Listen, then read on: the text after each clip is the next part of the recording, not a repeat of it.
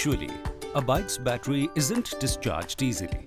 However, to be on the safer side, do make sure to unplug the battery when you're not using your bike. Let's take a look at how you can do the same while at home. Before removing the battery, make sure that you turn off the ignition of your bike. Take out your service manual and read it thoroughly. Know where your bike's battery is located.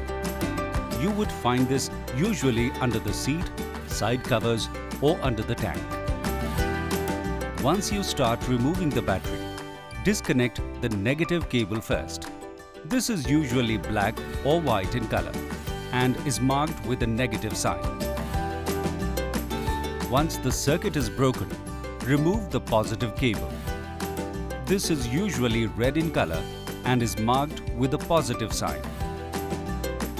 Remove any hold-downs that are securing the battery, such as a rubber strap, a formed metal piece, or foam blocks, and take out the battery carefully. In case you need to replace the battery of your bike, make sure you do it once you resume your normal life. Stay healthy, stay safe at home, and keep your two-wheeler safe too.